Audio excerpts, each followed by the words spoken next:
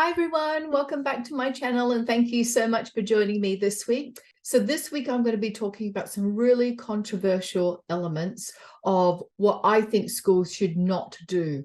So I have 5 practices that I think schools should not be doing because I really do think that they're detrimental to students and their learning, achievement and progress.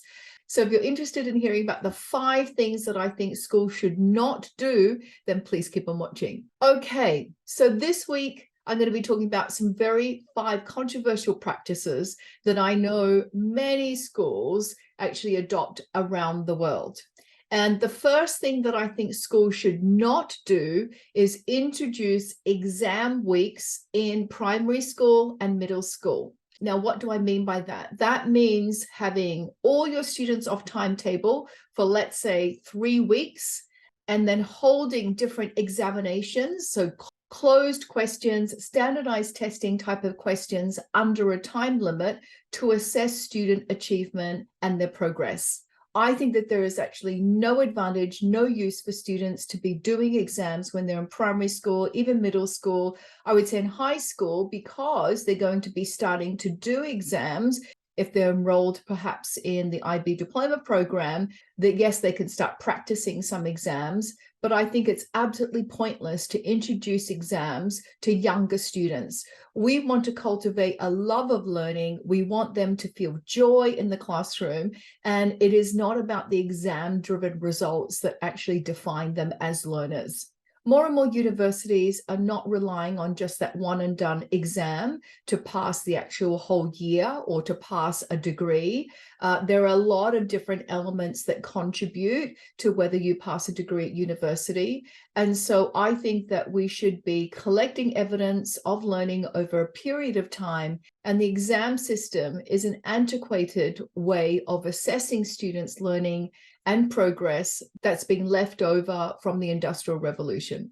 So the first thing that I think schools should not do is in primary and middle school and even in high school, don't hold exam weeks where you have students off timetable and putting extra pressure on students to perform in exams. Now, the second thing that I think schools should eradicate, and I've heard of a few schools doing this, and I know that more and more schools are actually moving out of this. Singapore has really moved out of this practice, and that is ranking your students.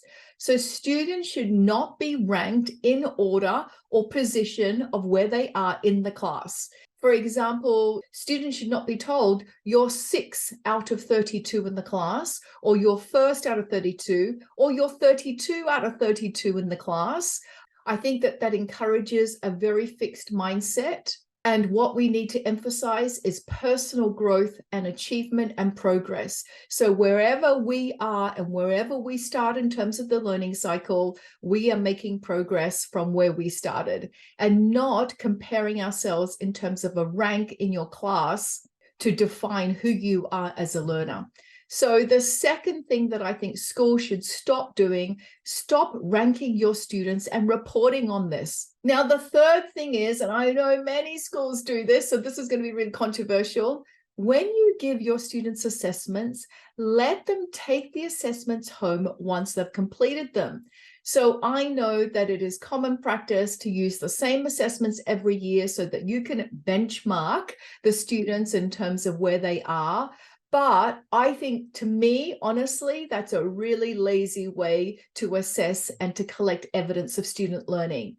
It's so important that students use assessments to be able to inform them of how to improve and use them for the future, and to look at mistakes, to use them as opportunities to learn. So if you do not let your students take their assessments home, how on earth are they supposed to learn from that experience?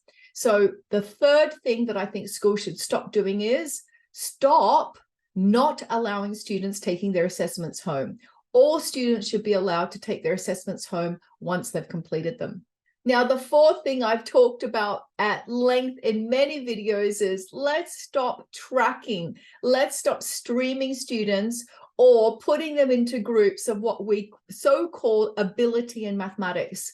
I think that that really encourages a fixed mindset about who can do mathematics and who cannot, because as we know, everybody is capable of doing mathematics.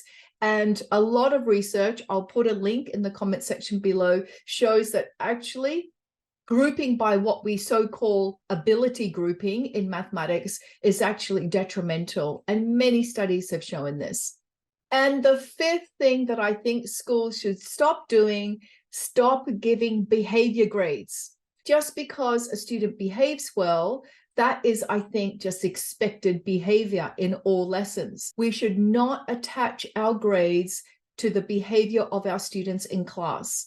And I'm even against grades, because how can one grade, one letter grade, or one number encapsulate the learning that has happened with each of your students, the progress they have made? How does that one grade actually reflect the strengths and talents of that student, and that they have actually made progress from where they started from? So first of all, if you're going to give grades, don't give grades for behavior. Secondly, my hope is that we eliminate grades and that we see assessment as collecting evidence of learning over a continuous period of time. It's not just a snapshot. We start looking at all the strengths and talents of a student over the period of time and collect evidence of learning through a portfolio. So the 5 things that I think schools should stop doing is stop giving young children exams, stop ranking students in order and reporting on them. Always give assessments back to students so that they can see these as opportunities for learning and growth. Stop streaming and tracking and adopting a fixed mindset that it's some students that can do mathematics and some that cannot. And the last thing is, if you're going to have a grading system, stop grading students' behavior. So I know this week was quite controversial with those 5 things that I think schools should stop doing. I'd be really interested to hear your thoughts. Thank you so much for joining me this week, and I really hope to see you next time. Bye.